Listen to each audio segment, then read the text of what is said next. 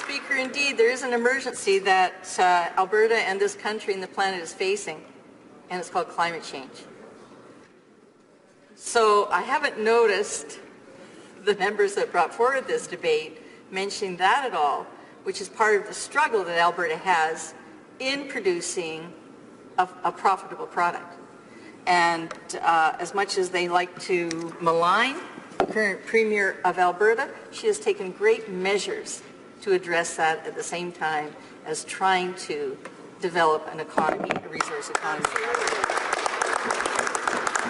Something that the previous Conservative government did not.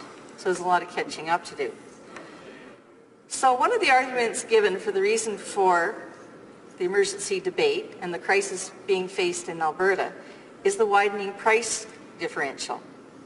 And, Madam Speaker, the Conservatives would like us to believe that the failure to build pipelines to Tidewater is the only reason for the decline in the financial return for Alberta bitumen. They fail to mention that the additional barriers producers face include the lengthy and costly process involved in extracting and processing the bitumen.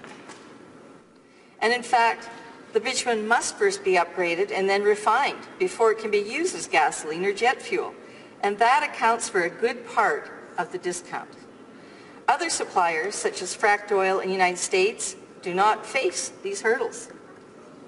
So the obvious question, as my colleague has asked, why aren't we upgrading and refining more of the bitumen in Canada? As the member for Saanich Gulf Islands has reminded, companies who have invested in upgrading and refining bitumen continue to achieve profits. And we have to also remember that one of the greatest barriers to getting public and Indigenous support for these pipelines is that in order to pipe this bitumen, you have to add dilbit, a carcinogen product that many are concerned will pose great risk to the waters along the route of these pipelines. To her credit, Premier Notley has helped to finance the building of a new refinery in Alberta. So what could the Alberta government do? Well, they could help finance refineries for a start. We haven't heard anything in any of the budgets since they came to power about the possibility of helping in the refining and upgrading of the product in Canada so that they could gain more money in their coffers, and so could Albertans. The other is that the federal government approves exports. And I've often raised this question, which seems obvious to me. Why hasn't the National Energy Board, one day soon, maybe, to become the Canadian energy regulator, imposed, what would happen if they imposed a requirement that a certain percentage of the raw product must be upgraded or refined as a condition of export approval? They have those powers. They can impose conditions. They impose conditions on projects all the time. So it's a puzzler. If the companies are not willing to step forward and do that investment, Madam Speaker, maybe that's something that the federal government could start doing through its new Canadian energy regulator. That would create jobs in Canada, as many have said tonight, and higher returns to the owners, Albertans, for the upgraded product. Secondly, the United States has been massively producing through fracking. This just isn't the same demand. There just isn't the same demand for Canadian product. And there's oversupply for many other producers as well. Then there's the question of the business case to build a pipeline and to pay to ship the product. Pipeline builders prefer to get contracts for at least 50% of the capacity for 15 to 20 years, but some potential buyers like China prefer shorter-term commitments. As one venture capital analyst has said, energy is a commodity business where cost is king. Now that Canadians own a pipeline, it appears reasonable that some are asking to see these contracts. Certainly, the people of Alberta and Canada deserve transparency. And what about the workers? So why haven't recent export pipelines been supported or approved? As my very informed colleague has said, well, Stephen Harper's government eviscerated the pipeline review process. So I find it remarkable, Madam Speaker, daily in this House, where the Conservative members of this place castigate the Liberals for not having approved this pipeline, the Trans Mountain Pipeline, when in fact they completely eviscerated. They got so frustrated that they couldn't get these projects built. There's some rumors about some potential buyers of the product saying, why does it take so long for you to approve a pipeline? So overnight, well, almost overnight, over several years through budget bills, so there was very limited opportunity for consultation and discussion, they completely eviscerated the federal review process, environmental legislation. It's really rather incredible that they would sit here and say, well, gosh, we had nothing to do with that. We could have fast-tracked all these pipelines. Well, what happened when they did that? Well, as my colleague has said, that's where the demonstration against all pipelines came from, because they excluded the right of concerned communities, concerned Indigenous governments to genuinely participate in the review.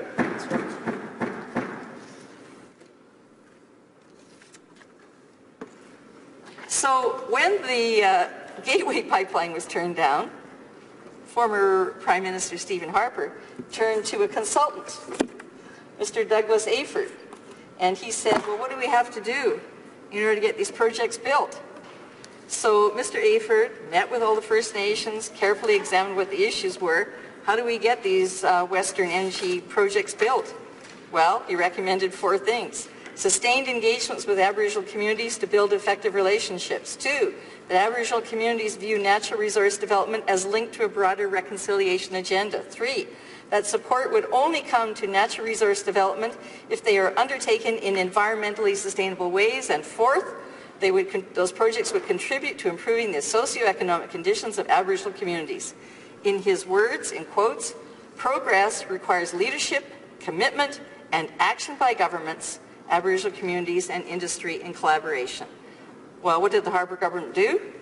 As I mentioned earlier, instead of proceeding with trying to settle the land claims, with having genuine consultation and accommodation, through 2 budget bills, they eviscerated all the environmental laws, excluding the right of not only the Indigenous communities, but anybody concerned to participate effectively in the reviews. Then, the Conservatives promised that they would impose greenhouse gas conditions on all sectors. Well, guess what sector they never got around to regulating? Oil and gas. So this, as I mentioned, resulted in widespread opposition to every federally regulated pipeline, Energy East, the Gateway, and Trans Mountain. So no pipelines were approved. So then along come the Liberals. So they promised during the election, they promised exactly the same as my party promised. We will immediately undo what the Stephen Harper government did to environmental law in Canada until the environmental review process. We promised to expeditiously restore all of those environmental laws. As has been mentioned, 3 years into their term, all those laws still exist. And equally horrifying, Madam Speaker, we learned at committee when we were reviewing C-69 that not only is it those projects that will go through the old eviscerated NEB process, any project that is already before the review body. So even if they finally pass their C-69, which by the way does not give any specific rights to participate, to table evidence, to cross-examine, it's a very vacuous bill. Some of it may be an improvement. All of these projects are still going to be reviewed by Stephen Harper's eviscerated process. So if they'd listened to us, if they'd done what they promised, they probably could have had a pipeline or 2 approved by now, because they would have actually shown the respect to the First Nations, done the proper constitutional requirements for consultation and accommodation, looked at the impacts under the Species at Risk Act, but they have to start at 0 again. Is rail the answer? Madam Speaker, please no. I know that the Premier of Alberta is desperate. She's looking for every possible solution. I tabled a bill in this House where we would amend the federal assessment law to ensure that we review the rail shipping of bitumen just like a pipeline has to be reviewed. And it is an absolutely reprehensible proposal to be using rail. Everybody in this place knows that it's more dangerous and risky. And where's the federal money for a just transition? Thank you, Madam Speaker. I do want to remind members I do have a timer in front of me, and I can very well tell when the time is up. And I also want to remind members that when questions, until we ask for questions and comments, that those members should be listening to what is being said so they can ask their questions. Questions and comments. The honourable member for Battle River Crowfoot. Thank you very much, Madam Speaker, for that very gentle rebuke, and I appreciate that. Madam Speaker, we sat here and listened to rhetoric tonight for the last 10 minutes, and we didn't hear once about the workers. Tonight's emergency debate is about the 100,000 workers that have been laid off from this sector, and we didn't hear anything about the workers. We heard a rant against, a former government, a rant against a current government, nothing about any workers. Let me tell you, I got on a cab tonight and went to a meeting on the far side of Ottawa. I met a young man driving that cab tonight. I asked him, how long have you been in Ottawa? Just a few weeks. Where'd you come from? Toronto. Had you been in Toronto long? No. I came from Calgary. Calgary? And he said that he came from Africa as an engineer to work in an oil company, to work as an engineer. He got there. He was laid off shortly after that. He said, given what this government is doing now, he sees zero hope that there is going to be another pipeline built. C-69 is going to put the screws to men like him. Madam Speaker, my constituency depends on the energy sector. The world wants it. China, India, the world wants the energy we have, and this government is putting roadblocks in front of them, and that member who spoke hasn't mentioned the workers once, the people of her province. Shame on her. The honourable member for Edmonton Strathcona. Madam Speaker, the ones who denied the workers are the former Conservatives and the current Liberals. They're the ones who have caused these pipelines not to be built. They are the ones who have not stood up and said, why are these corporations not upgrading, refining this product in Canada? Which creates a lot of jobs for super added value. Where were they when people were calling for jobs in refineries, doing absolutely nothing? And where were they, and where are the Liberals today in putting the investment in for a just transition? Do they never talk to the oil field workers? They want to be trained in both fields, and yet you invested nothing in that just transition. Questions and comments, questions et commentaires. The honourable member for Coquitlam, Port Coquitlam. Thank you, Madam Speaker.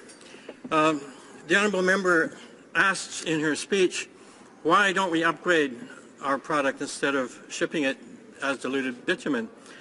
I suggest that if private industry could see the ROI in doing such, that they would in fact do that. I would ask if the honourable member wishes for the... Order. I would ask the members to respect those who are standing up to ask their questions. They may not like the question or the comments, but if not, then they should get up at their turn and ask for questions and comments. And that applies for every single member in this House. Go ahead. The honourable member for Coquitlam, Port Coquitlam. So my question is, in that case, since private interests do not seem to see the ROI in doing such an upgrade or building such infrastructure, is she encouraging the federal government to invest in upgrading infrastructure? The honourable member for Edmonton Strathcona. Madam Speaker, I thought I was quite clear about that. The federal government has a lot of potential power to actually save industry.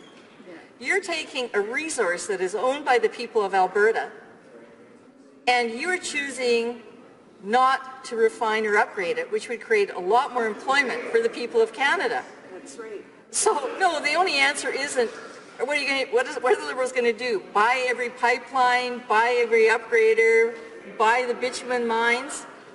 You know, use your regulatory power and assert some authority and create some jobs for value added in Canada. I have time for a brief question. The honourable member for Saanich Gulf Islands. Oh, thank you, Madam Speaker. I want to return to my friend's comments on the environmental assessment process. She and I have in common that we were environmental lawyers for a long time. It's my recollection that only 2 projects in the history of Canada were ever turned down under the old process that was actually a good process that was destroyed in 2012. Fish Lake, Piteseco Mines, and the Digby Neck Quarry in Nova Scotia. So the Harper Conservatives thought that the environmental assessment process slowed down projects. In fact, I want to know if she agrees with me that the old process worked to improve projects as an aspect of planning. A brief answer from the member for Edmonton Strathcona. Yes, Madam Speaker, I'd like to thank the honourable member for her comment. She's 100% true. If the Conservative government had not downgraded that process, they probably could have proceeded through a process that was generally considered to be a credible, useful process right around the world. Instead, they eviscerated a process and they caused all this downturn in the economy. That's right. Resuming debate, the honourable member for Edmonton Centre.